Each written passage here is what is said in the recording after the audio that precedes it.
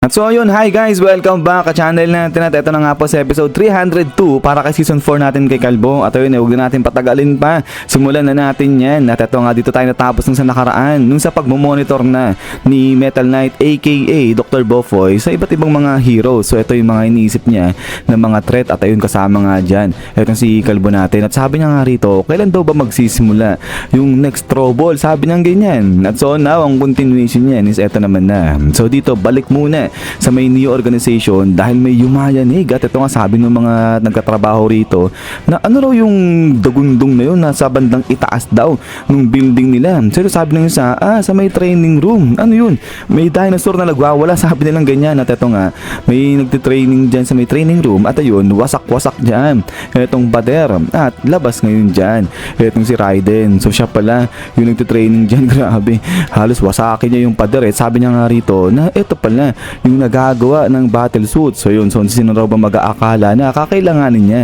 itong battle suit. So itong quit lang ni Raiden bigla siyang gumamit dito ng battle suit at hindi niya nga raw ini-expect yan dahil ito nga naalala niya yung laban nilang dalawa nito ni Puri-Puri. So yun ay dito nga hinagis na ni Raiden ayun si Puri-Puri at ito nga ngayon bam, grabe, talbog-talbog dyan, ikot-ikot dito. Yun si Puri-Puri, kala mo ang gaan hinagis nga lang siya ni Raiden. At ito nga ngayon yung mga bata nito ni Puri-Puri, yung iba natutuwa. Sabi nito yung isa, hinagis lang siya basta-basta ni Raiden ng ganung kadali. At nga yung isa pinapawis nga rito. At yung iba naman sabi nga dito na ano raw ba mangyayari dyan kay Puri-Puri, matatalo ba yan ng isang regular lang na tao katulad ni Raiden? Pero ito, sabi nga ng isang bata ni Puri-Puri na hindi raw isang regular na tao o basta-basta na tao lang ayang si Raiden dahil malakas daw yan, undefeated siya champion siya sa mundo ng sumo wrestling. At ito nga sa kabilang banda, sige, sigaw na sigaw rito itong mga bata ni Raiden. Tuwan-tuwa sila kasi nga hinahagis-hagis lang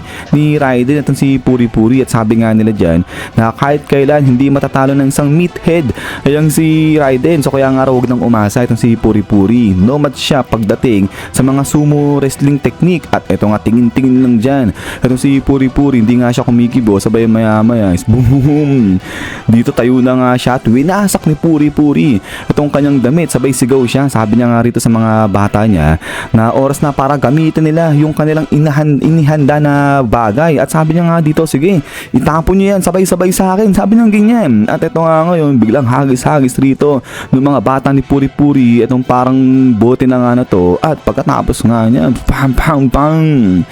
So dito sa pool dyan, ito si Puri-Puri at sabi niya nga rito, transform. At pagkatapos nga niya na ito, nagulat yung mga nandiyan dyan, yung mga bata ni Raiden, pati na yung mga bata ni Puri-Puri. Sabi nga nila, teka, ayun nangyari, winasak niya yung kanyang damit at yun, may hinagi sa kanyang bagay. At ito ang sabi dito nung ni Hammerhead na kahit daw sila hindi nila alam kung para saan yung bagay na yan. Pero sabi niya nga dyan, oil, yung hinagis nila rito kay Puri-Puri. So ito, nagulat yung mga bata ni Raiden. Sabi nga nila, oil, para saan yan? So gulong-gulo itong Neo Heroes. At pagkatapos nga niyan is bang! So dito talaga naman, kala mo nagliliwanag rito, kintab na kintab itong si Puri-Puri. At sabi niya nga dyan, Oily Angel Advent, sabi ng ganyan. So yun, ito yung kanyang panibagong transformation. At ito ngayon, habang naliligo dyan sa oil, ito si Puri-Puri, sabi niya nga rito, ito yung kanyang panibagong transformation na nakuha dahil nga sa kanyang pag-reflect nung natalo siya ni Garo. Dahil nung kinalaban nga ron ni Puri-Puri ay ang si Garo, brinok ni Garo yung kanyang arm, yung kanyang braso. So kaya nga sa pamagitan ng transformation daw na to ni Puri-Puri na kung saan papaliguan niya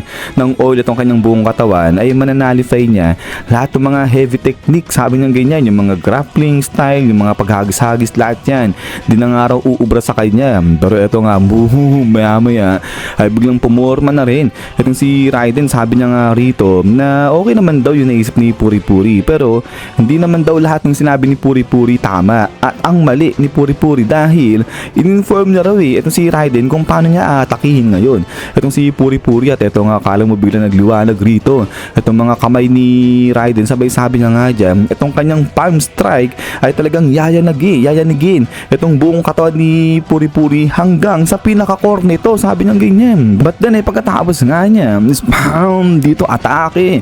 Etong si Raiden at eto nga pinam strike niya. Etong mukha ni Puri-Puri, so grabe medyo talsik ng konti. Etong mukha ni Puri-Puri at eto nga rito is boom, hala, sige, dito atake niya ng pagkabilis-bilis at pagkarami-rami. Etong si Raiden at eto nga ngayon, bam bam bam, hala, sige, sapul rito. Etong si Puri-Puri at kala mo parang ang bigat ng mga atake binibigay sa kanya ni Raiden. Pero ito nga tingin-tingin lang.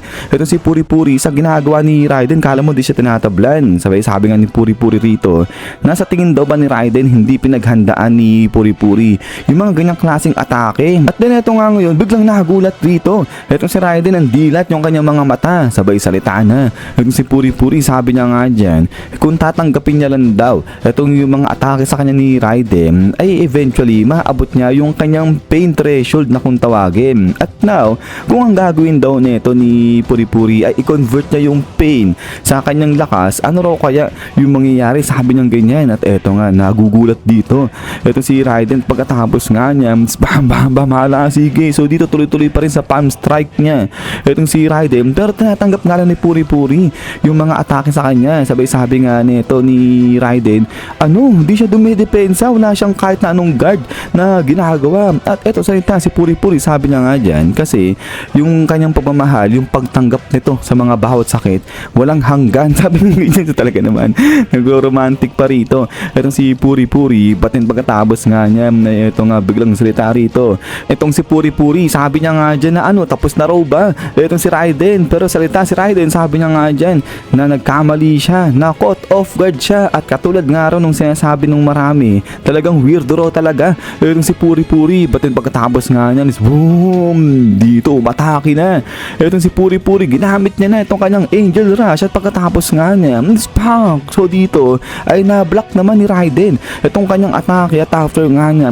bam bam bam, hala, sige. So dito nagpalitan na ng suntok ng atake si Puri-Puri at saka nga si Raiden. Pero yun, parang nababaliw na yung mga bata ni Raiden, kasi nga biglang nakakasabay na itong si Puri-Puri sa lakas ni Raiden. Malakas naman talaga yan. Pero eto nga, nag-iiba na rin yung itsura nito ni Raiden, kala mo nagiging desperate na siya. Sabi niya nga sa isip-isip niya na itong si Puri-Puri talagang first class siya, pero yung kanyang senses pang average lang daw. At saka isa pa, kulang daw itong galaw ni Puri-Puri, kulang daw siya ng aggression, sabi niya ganyan. But then maya pa is bam bam bam, hala, sige, dito sa pool na naman itong si Puri-Puri. At sabi nga ngayon ni Raiden, kung ganyan lang yung gagawin ni Puri-Puri, paano siya mananalo sa akin, sabi niya ganyan. At ito nga ngayon, napapatras na ng bagya itong si Puri-Puri, kasi nga ang bibigat ng atake binibigay sa kanya ni Raiden. Sabi ito nga biglang salita itong si Puri-Puri, sabi na nga dyan, nakulang pa itong atake ginagawa binibigay sa kanya ni Raiden. Sa tingin daw ba ni Raiden mapapabagsak niya si Puri-Puri ng ganyan-ganyan lang?